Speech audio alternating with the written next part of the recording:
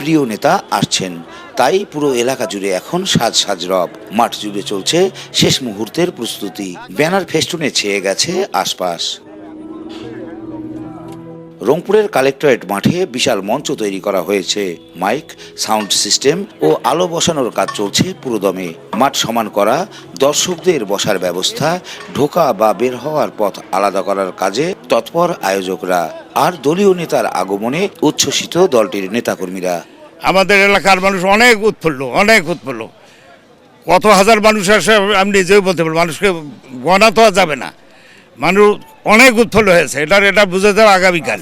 আজকে রাত্রের মধ্যে সকল প্রস্তুতি সম্পন্ন করব এবং ইনশাল্লাহ আমাদের সকল প্রস্তুতি সম্পন্ন শেষে তারেক রহমানের আগমনের অপেক্ষায় রংপুরের মানুষ থাকবে, রংপুরের নেতাকর্মীরা থাকবে, রংপুর অঞ্চলের মানুষ এবং নেতাকর্মীরা থাকবে ইনশাল্লাহ। তারেক রহমান আগমন আমাদের রংপুরবাসীর জন্য, অবহেলিত রংপুরের জন্য এটা বিশাল বড় পাওয়া এবং আমরা সবাই তার আগমনের জন্য এখানে এসেছি, একত্রিত হয়েছি। যাই হোক, উনি আমাদের কাছে আসতেছেন, এই সংবাদে আমরা খুবই উচ্ছ্বসিত, খুবই আনন্দিত।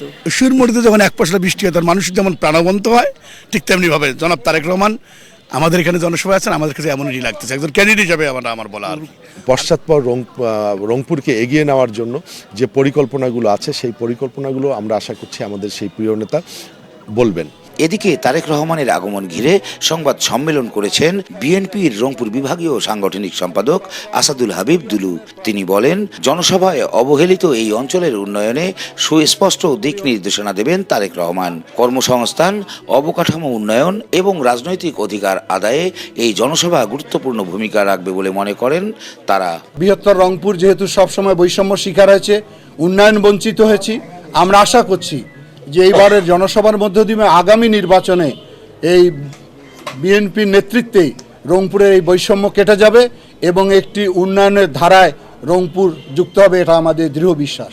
জনসভাকে কেন্দ্র করে সব ধরনের নিরাপত্তার ব্যবস্থা নেওয়ার কথা জানান রংপুর মহানগর পুলিশ। গুরুত্বপূর্ণ সড়ক ও প্রবেশপথে বসানো হয়েছে চেকপোস্ট, বাড়ানো হয়েছে টহল। আমাদের গোয়েন্দা নজরদারি আছে, ট্রাফিক ব্যবস্থাপনা আছে। আমরা এর পাশাপাশি যেখানে ভেন্যু আছে সেখানে এবং যে রাস্তায় মুভমেন্ট হবে সে রাস্তাগুলো যাতে নিরাপদ থাকে আমরা সেজন্য গোয়েন্দা নজরদারি রাখছি। আমরা ইউনিফর্মে ফোর্স মোতায়েন রেখেছি, রুপটপগুলোতে ফোর্স ডিপ্লয়মেন্ট রেখেছি। সবকিছু মিলে আমাদের পরিবেশ ভালো আছে, কোনো সমস্যা হবে না ইনশাল্লাহ। দীর্ঘ 2 যুগ পর আগামীকাল নির্বাচনী জনসভায় যোগ দিতে রংপুরে আসছেন তারেক রহমান। রেজাউল ইসলাম বাবু, ওয়ান নিউজ, রংপুর।